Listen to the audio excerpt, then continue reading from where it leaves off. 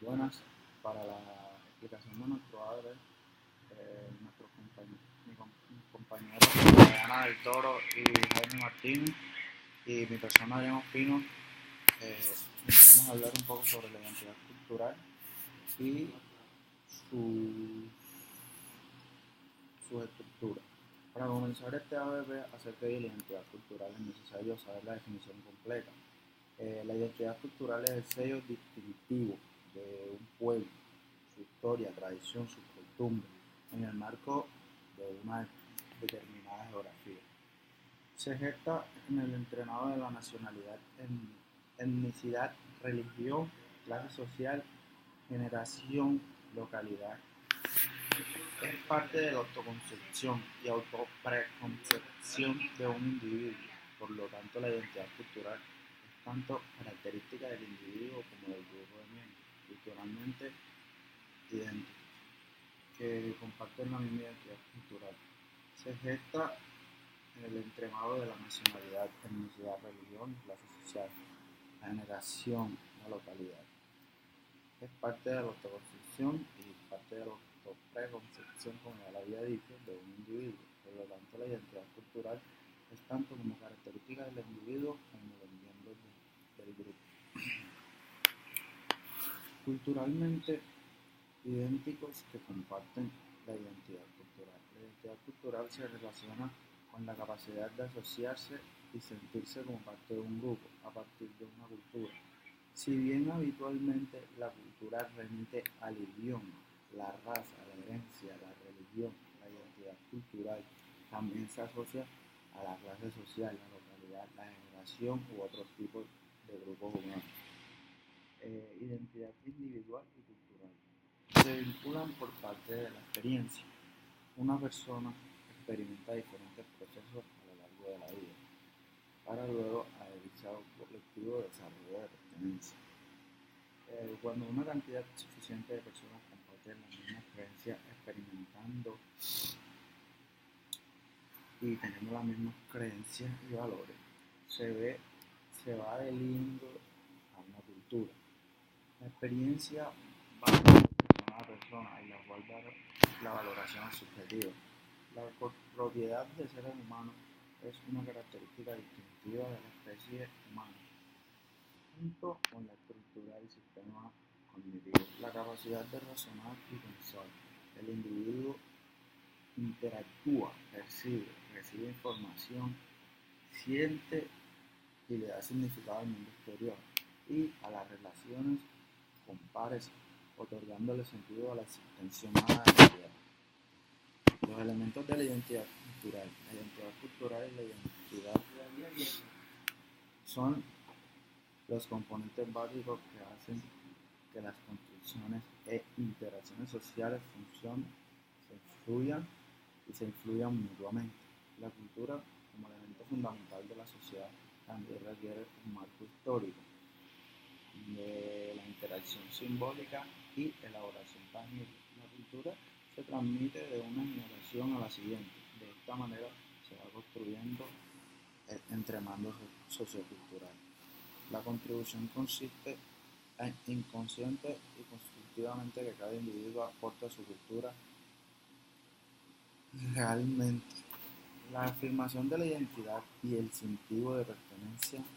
Cuando la contribución individual y la respuesta social funcionan en sintonía, la cultura y la identidad personal se amalgaman, crecen y se fortalecen. Fortaleciendo nuestro ABP con la definición, ahora contaremos con la ayuda de un artículo científico del investigador estadounidense y teórico de los estudios culturales Lewin.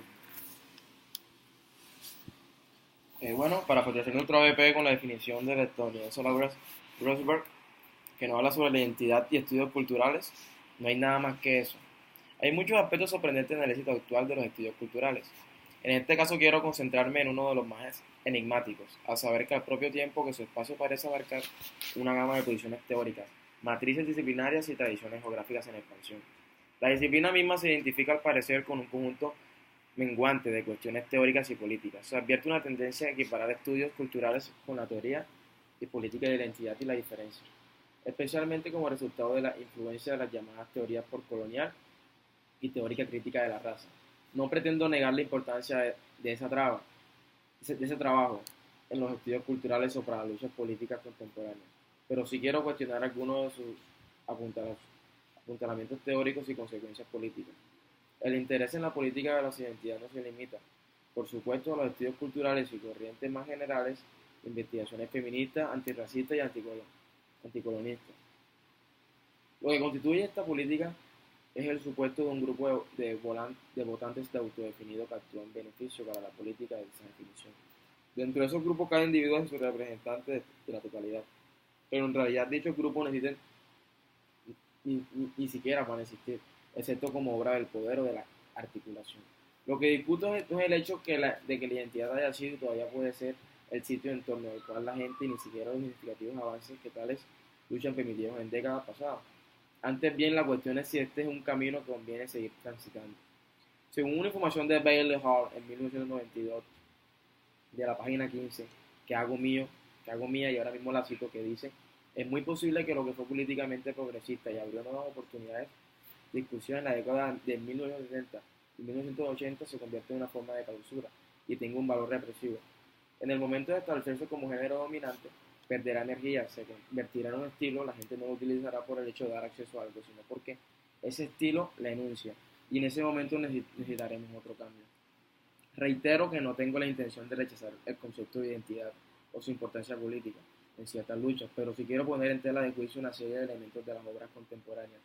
La subsunción de la identidad es un conjunto particular de lógicas modernistas, del supuesto de que estas estructuras identitarias definen necesariamente los modelos y ámbitos apropiados para la lucha política.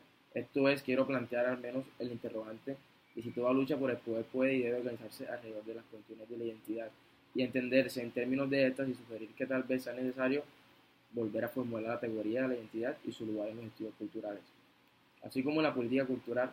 De tal modo, mi proyecto no consiste en negar el discurso identitario, sino en reubicarlo, rearticularlo, situándonos dentro del contexto más general de las formaciones modernas de poder. Mi intención es proponer la necesidad que los estudios culturales trascienden los modelos de opresión, tanto el modelo colonial del opresor y el oprimido, como el modelo de la transgresión de la opresión y la resistencia. Es preciso que los estudios culturales adopten un modelo de articulaciones con opresión, no solo son inadecuados los políticos de un desarrollo moderno, sino como problemática central de la identidad moderna. Hay al menos tres aspectos de lógica que componen el terreno donde se constituye esa relación: una lógica de la diferencia, una lógica de la individualidad y una lógica de la temporalidad. Quiero recusar la dirección actual de los estudios culturales, situando sus fundamentos teóricos en cada una de esas lógicas y proponiendo tres alternativas correspondientes: una lógica de la otra edad, una lógica de la productividad y una lógica de la especialidad. Si la identidad es en cierto modo constituida por la modernidad y a la vez constituida de estas, los discursos identitarios actuales omiten cuestiones de su propia ubicación dentro de las formaciones del poder moderno y su implicación con ella. Naturalmente solo puedo proporcionar aquí el más escueto bosquejo de mi argumento. Teniendo en cuenta este artículo científico, surge la siguiente pregunta: ¿qué es y para qué sirve la identidad cultural? Muchas veces lo hemos expresado: sin identidad cultural no habrá desarrollo, porque esta es como una huella digital que le permite a un pueblo o una sociedad identificarse, saber quién es, de dónde viene y a dónde va. Pero ¿qué es concreto la identidad cultural? Es el sello característico de un pueblo, son sus costumbres y tradiciones, sus comportamientos, su historia y geografía, su educación, su arte, sus conocimientos, sus logros. Son sus idiomas y sus razas. Es la energía que impulsa y permite que el desarrollo de su sociedad y hace posible los cambios de la organización de una nación y de su Estado. Los países adelantados en Europa, Asia y Norteamérica, por ejemplo, alcanzaron su desarrollo en base a su identidad cultural, cada uno con su propia realidad, con su historia y geografía, con sus propios hábitos, razas e idiomas, con sus obras y sus propias metas, y por tanto con sus propias huellas digitales. La mayoría de esos países, para conseguir su desarrollo, consolidaron primero su identidad nacional, su nación, y luego consolidaron su Estado, aparato político de su nación. Es decir, primero lograron su independencia nacional, económica, social, cultural y política, gracias a que tuvieron burguesías nacionalistas, revolucionarias y modernas, que luego construyeron su Estado moderno y su desarrollo. De este apretado análisis se puede deducir que son los pueblos y no los grandes capitalistas los más comprometidos en construir y consolidar nuestra identidad cultural. Lograr la liberación nacional no servirá jamás para lograr esa tarea histórica, y si no logramos cambiarlo por otra autoridad y otras instituciones con identidad, seguirán primando las culturas y los intereses extranjeros por encima de nuestra identidad cultural, de nuestro bienestar, de nuestra nación y de nuestro desarrollo. De allí la gran importancia que tiene incluir en los proyectos de desarrollo la identidad cultural, la identidad nacional o regional.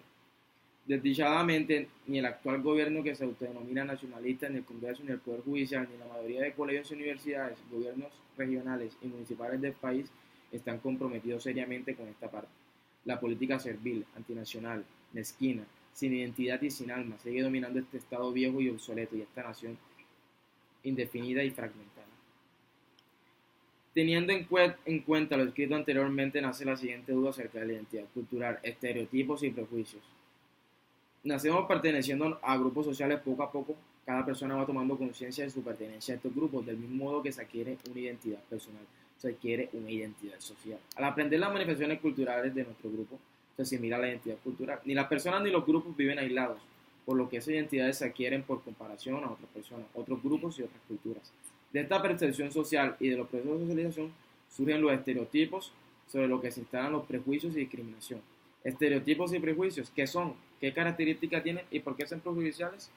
A continuación. Los prejuicios son generalizaciones incorrectas, estereotipos sobre un grupo de personas por motivos de raza, religión, sexo y edad. Definida deficiencia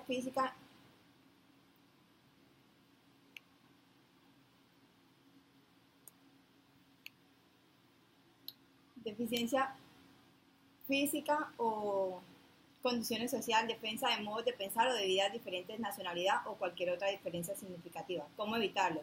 Admitiendo el prejuicio, la mayoría de las personas creen que no los tienen. Es importante adquirir conciencia de ellos y de sus razones, controlando las reacciones que provocan, fomentando la cooperación, favoreciendo la convivencia.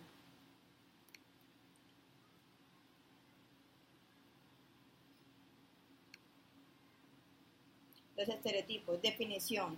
Los estereotipos se pueden definir de diferentes formas, ya sean rasgos que atribuyen a un grupo, imagen mental simplificada de los miembros de un grupo compartida socialmente, creencias que atribuyen características a los miembros de un grupo. Los rasgos fundamentales son compartidos por mucha gente, no son imágenes mentales de una persona solamente, se atribuyen a una persona como miembro de un grupo y no como una persona individual. Las características pueden ser positivos, neutros o negativos, son muy resistentes al cambio, se mantienen aun cuando exista evidencias en su contra. Por el contrario, son recordados con más facilidad cuando la información es congruente con el estereotipo que se tiene. Simplifican la realidad, generalizan y completan la información cuando ésta es ambigua. Orientan las expectativas que se tienen sobre una persona, grupo o cultura. ¿Por qué son perjudiciales? Porque impiden que se trate a cada miembro del grupo individualmente, derivan en expectativas cerradas sobre la conducta, hacen que se espere que los miembros del grupo estereotipados se comporten de una manera determinada. También llevan a hacer suposiciones erróneas que refuerzan los prejuicios. Para terminar con nuestro ABP, dejamos claro lo importante de la identidad cultural del hombre y la cultura.